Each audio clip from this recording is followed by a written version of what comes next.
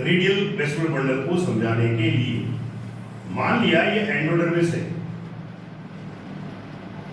Okay, और इसके नीचे कौन आती है?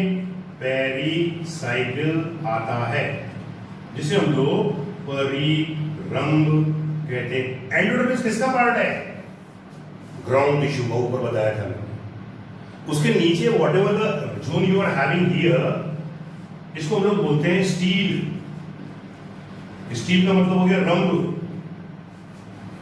आ गया? क्या बोलते हैं इसको? मतलब स्टील कहते हैं, रंभ कहते हैं। तो ये पेरिसाइकिल परिरंभ होगी। अब इसके अंदर हमको कंजक्टिव टिश्यू मिलता है। क्या मिलता है? Conjunctive tissue. उसमें ये मैंने फ्लोएम बताया, ये मैंने फ्लोएम बताया, ये मैंने फ्लोएम बताया, हो गया? तो दिस इज योर व्हाट? ये तो हो गया कंजक्टिव टिश्यू, और ये कौन हो गया तुम्हारा? फ्लोएम। अब रुकना, प्रोटोजाइलम तने के अंदर किस तरह था? अंदर की तरफ, अंतर्धातु, एंडार कंडीशन। इसमें मैं कैसे बना रहा हूं? देखो, यू यू, यानी कि चोंच पीक जो है बाहर की तरफ अपने को देखने को मिल रही है। इससे क्या विदित हुआ? इससे यह विदित हुआ कि प्रोटोजाइलम बाहर की तरफ है और मेटाजाइलम अंदर की तरफ है। बात सुनाइए? यानी कि प्रोटोजाइलम बाहर की तरफ है, जबकि इधर कैसा था? अंदर की तरफ। ये था अंतर्धातु, तो वो क्या हो गया? बाह्यादिधातु। इसको हम लोग बोलते हैं इंग्लिश में एक्साट, यानी कि बाह्यादिधातु। बात समझ आ गया? अब बात चलेगी कि एक और होता है जिसको हम लोग बोलते हैं बाइकोलेटरल वेस्टिबुलर बंडल। तो एक क्वेश्चन और बना था, ये बना था कि एंडार कंडीशन और एक्साक्ट कंडीशन किस आधार पर निर्धारित की जाती है? On what basis the exact and another condition is decided? तो आप बोलोगे प्रोटोजाइलम की स्थिति पर। प्रोटोजाइलम अगर अंदर है तो एंडार, प्रोटोजाइलम अगर बाहर है तो एक्साक्ट। बस यही क्वेश्चन ये लोग बनाते हैं। अभी एक और आता है बेटा, उसका नाम होता है बाइकोलेटरल। बाइकोलेटरल यानी कि सम द्विपार्श्व कहते हैं। समद्विपार्श्व में क्या होगा? दो कैम्बियम मिलेंगे, एक ये भी जिसको अपन C1 कैम्बियम कह देते हैं, और एक ये भी जिसको कि अपन लोग C2 कैम्बियम कहते हैं। इनके बीच में होगा तुम्हारे पास में जाइलम, और इधर होगा तुम्हारे पास में फ्लोएम, ऊपर और नीचे। बस that is the difference. Where will you look for that? Potato के अंदर, आलू के अंदर सोलेनेसी का मेंबर होता है, और दूसरा होता है कुकुरबिट्स। कुकुरबिट्स, इनके अंदर हमको जो ये संबंधकूल देखने को मिलते हैं। इस प्रकार से 4 प्रकार के संबंधकूल हमको देखने को मिले। सिंपल है, इजी है, थोड़ा सा समझना चाहिए, लेक्चर को ध्यान से सुनना चाहिए। किताब में सब कुछ लिखा होता है, but the student they are not able to understand. जैसे कि मैंने बोला आपको कि सबसे प्रिमिटिव, सबसे आदि प्रकार का संबंधकूल कौन? Concentric vestibular bundle. उसमें भी कौन सा? एम्फिक्रिबल। इसको अपन लोग बोलते हैं लैप्टोसेंट्रिक, इसको बोलते हैं hadrocentric. This is called your लैप्टोसेंट्रिक।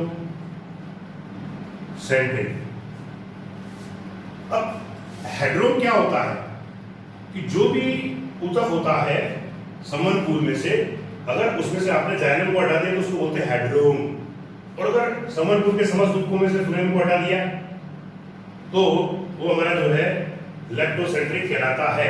Okay, कहने का मतलब हेड्रोम ने जाइलम केंद्र में, लैप्टोम आपका जो है फ्लोएम केंद्र के अंदर देखने को मिलेगा। सो this is all about your vascular tissue. और इसी के साथ में हमारा टिश्यू सिस्टम जो है वह समाप्त होता है। थोड़ा सा जब भी एनाटॉमी का अध्ययन करो तो आप लोग जो है कंपैरेटिव अकाउंट पढ़ो। कहने का मतलब तुलनात्मक अध्ययन करोगे तो आपको याद रहता है। अब हम बात करेंगे comparative account of stem, root and leaves.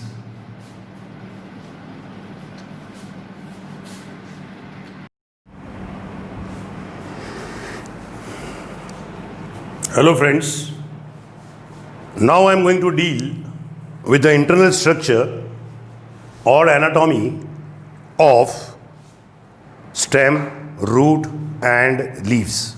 Okay, so first of all I am going to talk about stem. What you do, you have to take the TS, means transverse section of the stem. We have got two types of stem. हमारे पास में दो तरह के stem हैं. एक कहलाया dicot stem और एक कहलाया मोनोकॉट स्टेम. डाइकॉट स्टेम का जब आप सेक्शन लेते हो और मोनोकॉट का स्टेम भी आपने सेक्शन लिया, तो आप कैसे पहचानेंगे कि ये डाइकॉट स्टेम है और ये मोनोकॉट स्टेम है? सीधी सी बात, डाइकॉट स्टेम के अंदर वेस्कुलर बंडल्स जो होते हैं वह वलय में, रिंग के अंदर पाए जाते हैं, जबकि मोनोकॉट स्टेम के अंदर जो वेस्कुलर बंडल्स होते हैं वह रिंग में नहीं होते हैं बल्कि बिखरे हुए रहते हैं, जिसमें पुराने वाले वो केंद्र की तरफ होते हैं और वो बड़े होते हैं, और छोटे वाले जो होते हैं, नए वाले जो होते हैं वह छोटे होते हैं. ये अपन एक सिंपल माइक्रोस्कोप के अंदर अगर देखते हैं तो we can differentiate between the TS of the dicot and the monocot stem. अब हम बात करेंगे तुलनात्मक. तुलनात्मक अगर आप पढ़ते हो तो आपको जल्दी याद होता है और क्वेश्चंस अपने को एग्जाम्स के पॉइंट ऑफ व्यू से मिल जाते हैं. So this is your dicot stem की एपिडर्मिस, जिसमें बाहर की तरफ मैंने बताया था क्यूटिकल पाई जाएगी. क्या पाई जाएगी? क्यूटिकल. तो दिस इज योर क्यूटिकल. तो मैंने मोनोकॉट से बोला तेरे भी क्यूटिकल होती है क्या? उन्होंने बोली सर हमारे भी होती है. तो ये हमारे पास में क्यूटिकल मिल गई. ओके, ये क्यूटिकल मैंने बाहर वाली आपको बनाकर दिखा दी. कैरेक्टर कॉमन है. अभी इधर देखो, इधर जो है बहुकोशी रोम, multi cellular hair like structure will be visible, जिसको कि हम लोग ट्राइकोम कहते हैं. इधर जो है ट्राइकोम मिल जाएगा. कुछ के अंदर नहीं होता है, exceptions are everywhere. Even then I am just drawing that it is not a difference, कि ये जो है कोई अंतर नहीं होता है. तो ये ट्राइकोम हो गया हमारे पास में. ये क्यूटिकल के नीचे कौन होती है? एपिडर्मिस. कोई अंतर नहीं है. इधर भी एपिडर्मिस हमारे पास में वही बैरल शेप होगी, इंटरसेलुलर स्पेस कम होगा, क्लोजली पैक्ड होगी. अब अपन चले वलकुट पर. ये रीजन कौन हो गया? वलकुट, यानी कि कॉर्टेक्स हो गया. डाइकॉट स्टेम के अंदर जो कॉर्टेक्स होता है उसके नीचे आपको कॉलन काइमेटस यानी कि स्थूल कोणीय परत देखने को मिलेगी. ये आपकी क्या कहलाएगी? हाइपोडर्मिस, अधश्चर्म कहलाएगी. क्या कहलाएगी? हाइपोडर्मिस हम इसको कहेंगे, अधश्चर्म को कहेंगे. तो ये हमारा कॉर्टेक्स हुआ. कॉर्टेक्स जो है वह 3 भागों में विभेदित होगा. Number 1 hypodermis. मैं उधर गया, मैंने कहा भाई मोनोकॉट स्टेम आपके भी हाइपोडर्मिस होती है क्या? उसने बोली सर होती तो है, मगर वो कॉलन काइमेटस नहीं होती है। ये कॉलन काइमेटस नहीं होती, इसमें इधर तो नहीं होती, इधर होती है।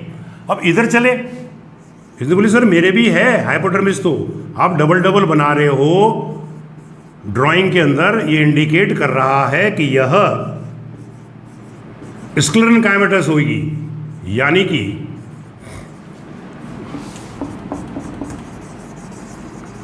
हाइपोडर्मिस। ये कौन सी है? स्क्लेरन काइमेटस। ये पहला अंतर हमको देखने को मिला, तो अपन ने इसको बॉक्स में डाल दिया, और इधर भी हमने बॉक्स में डाल दिया।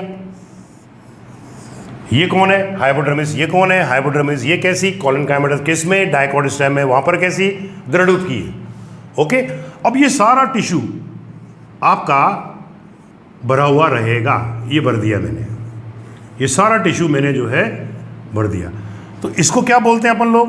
इसको बोलते हैं हम लोग जनरल कॉर्टेक्स। जनरल कॉर्टेक्स कहते हैं, जो मृदुत की होता है। इसके अंदर आपको एंडोडर्मिस नहीं मिलेगी। देखते हैं अभी। अब आई हमारे पास में ये एंडोडर्मिस, ये रही, और ये जो एंडोडर्मिस होती है नंबर 3, ये जो कॉर्टेक्स अपन ने लिखी है उसकी सबसे आंतरिक भाग होती है। अपन यूं कर लेते हैं कि कॉर्टेक्स कितने भागों में डिफरेंशिएटेड होती है, विभाजित होती है? हाइपोडर्मिस में, जनरल कॉर्टेक्स में और एंडोडर्मिस में। ओके, अब इसी एंडोडर्मिस के अंदर आपको ये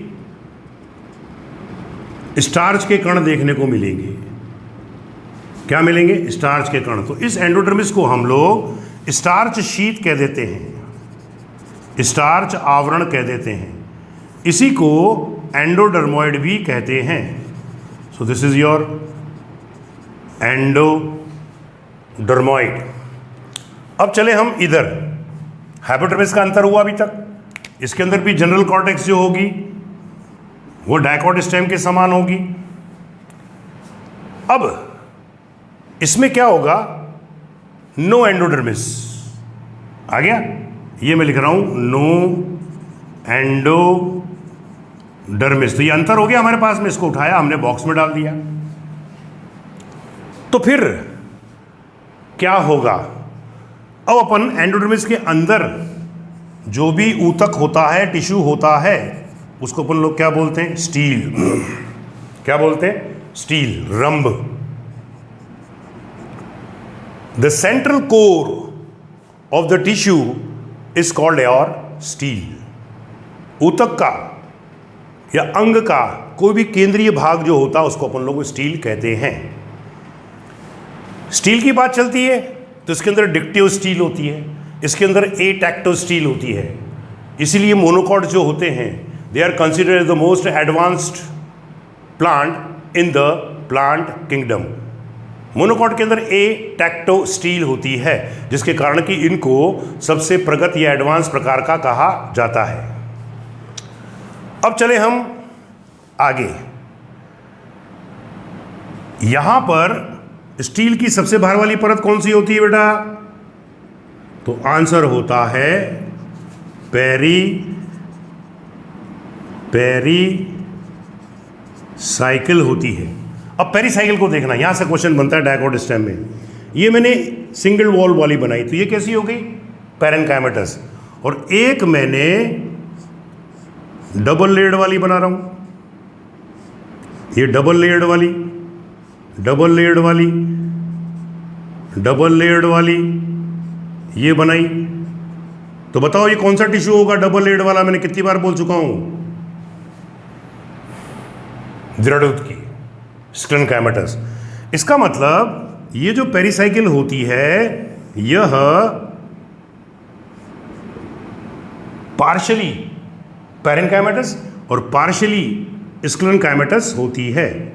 ये पार्शली स्क्लेरनकाइमेटस, ये पार्शली पैरेनकाइमेटस हो गई। खत्म। क्वेश्चन वापस, स्टील की सबसे भार वाली परत को क्या कहते हैं? पेरिसाइकिल। डाइकॉट के अंदर पेरिसाइकिल आंशिक रूप से दृढ़ और आंशिक रूप से मृदुत्की होती है। अब इसके अंदर ये जो सफेद सफेद ऊतक भरा हुआ है, इसको हम लोग कंजक्टिव टिश्यू कह देते हैं, या पैरेनकाइमेटस टिश्यू कह देते हैं। Parenchymatous tissue. अब इसके अंदर आपको ये वेस्कुलर बंडल मिलेंगे। अभी अपन ने पढ़ा था डाइकॉट के अंदर कोलेटरल, कॉन्जॉइंट, ओपन और एंडार्क होते हैं, यानी कि इनके अंदर कैम्बियम पाई जाती है। ये कैम्बियम रही, ये कैम्बियम 2 मान लो। इधर आपको कौन मिलेगा? फ्लोएम मिलेगा। इधर आपको कौन मिलेगा? जाइलम मिलेगा। जाइलम कैसा है आपका? तो आंसर हुआ एंडार्क। आ गया? और ये जो सेंटर वाला पोर्शन होता है, ये इसको हम लोग बोलते हैं मेडुला, मध्यांश। सो ये आपका कौन हो गया? मेडुला।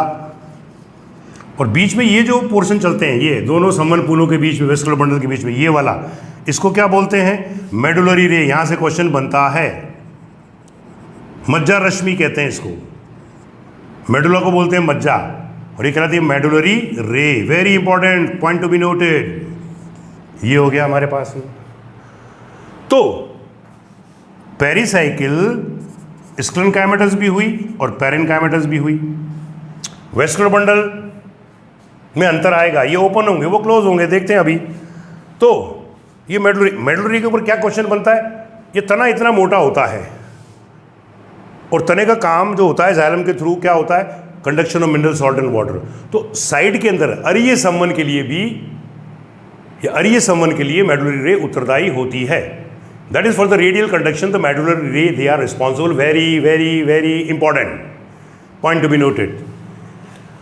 अब हम इधर आए, मैंने कि भाई साहब आपके अंदर एंडोडर्मिस, कि सर आपने पहले ही बोल दिया मेरे अंदर एंडोडर्मिस नहीं होती है। तो इसका संवहनपूल मैंने लिया, ऐसे था। ये ground tissue, you can say it what it is, ground tissue, जिसमें कि संवहनपूल, वेस्कुलर बंडल बिखरे हुए हैं। इन संवहनपूलों के चारों तरफ आपको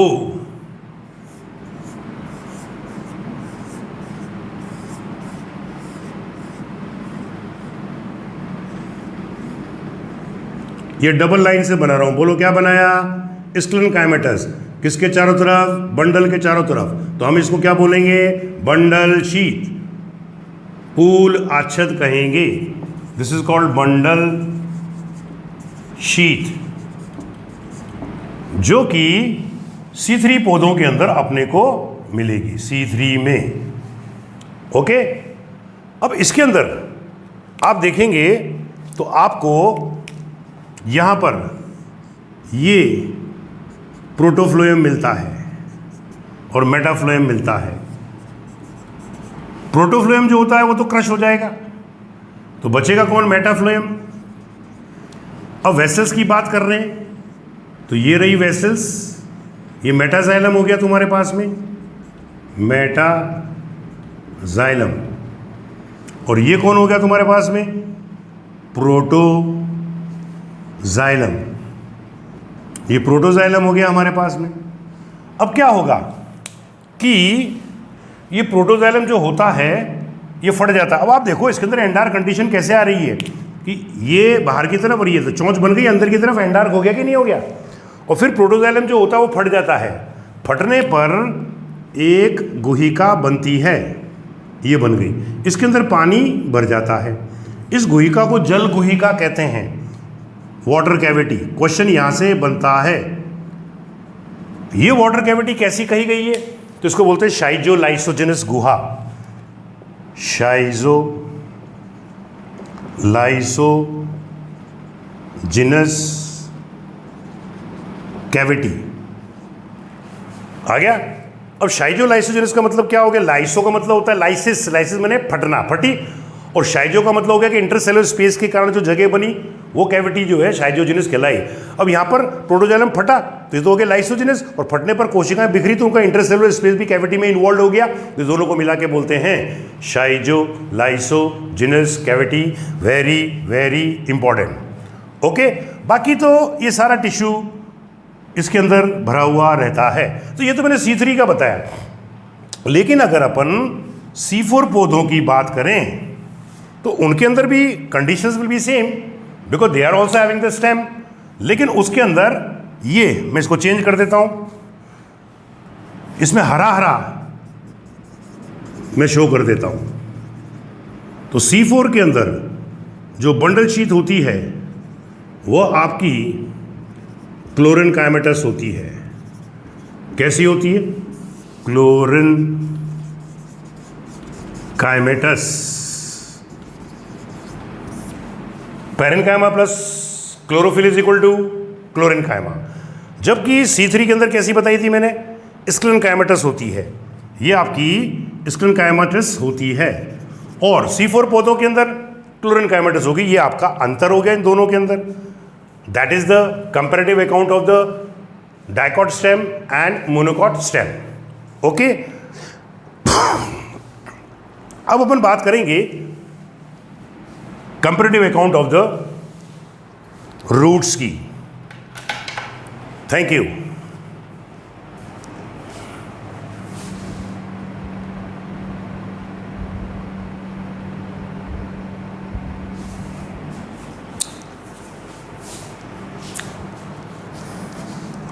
Hello friends, now I am going to talk about the comparative account of the roots, यानी कि मूल के बीच में एनाटॉमिकली क्या क्या डिफरेंसेस होते हैं। वहीं से स्टार्ट करेंगे अपन लोग कि रूट जो होती है वो भी दो प्रकार की होती है। तो दोनों का कंपैरेटिव अकाउंट याद करने के लिए हमको दोनों का क्या लेना पड़ेगा? टीएस ऑफ रूट लेना पड़ेगा। टीएस ऑफ रूट में हम लोग डाइकॉट रूट को लेते हैं और मोनोकॉट रूट को लेते हैं। आया? डाइकॉट रूट के अंदर ये रूट रही, हमें मालूम है टैप रूट होती है इनके अंदर। कौन सी रूट होती है? Tap root. और इसके अंदर कैसी होती है? फाइब्रस रूट, रेशेदार मूल।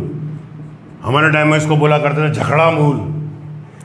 अब आपने सेक्शन लिया, सेक्शन काटा, तो सबसे बाहर वाली परत बोलो क्या होगी? क्यूटिकल होगी कि नहीं होगी? तो आंसर होगा नहीं होगी। अन्यथा क्या होगा? रूट जो है खनिज लवण एवं जल का अवशोषण नहीं कर पाएगी।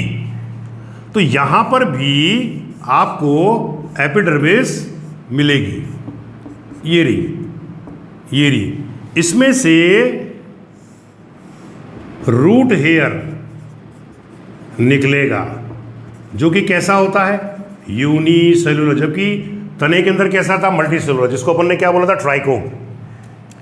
इधर भी रूट हेयर निकाल दो। We can't deny that the root hair they are not present, because in the absence of the root hair the absorption of the mineral salt and water will not be there. मूल रोम की अनुपस्थिति के अंदर तो खनिज लवण एवं जल का अवशोषण होगा ही नहीं।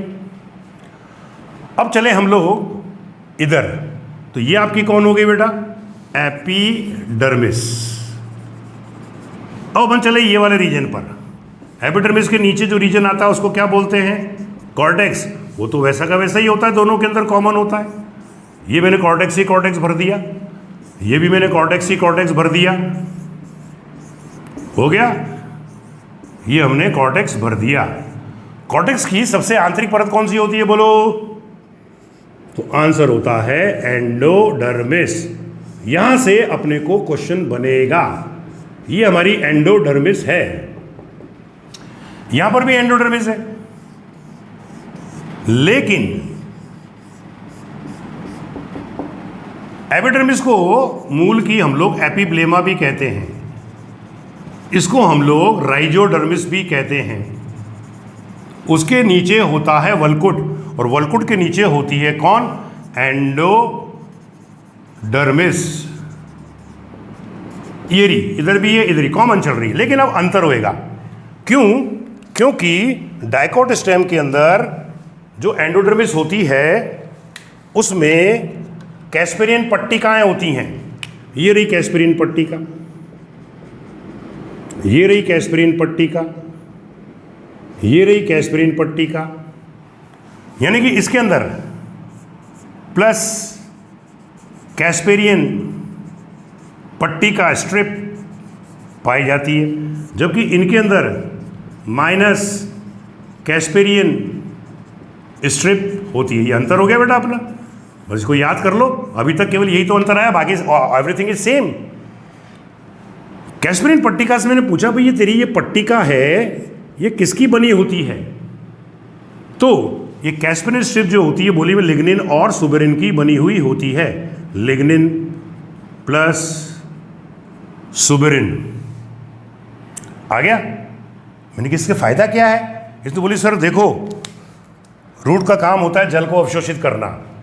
इम्बाइबिशन हुआ, ऑस्मोसिस से पानी आया और यहाँ आ गया। यहाँ कौन आ गया? ये पट्टिका आ गई। ये कौन आ गई तुम्हारे पास में? कैस्पेरियन स्ट्रिप आ गई। ये इम्परमेबल होती है वाटर के प्रति, जल के प्रति अपारगम्य होती है, तो पानी यहाँ पर एकत्रित हो जाता है।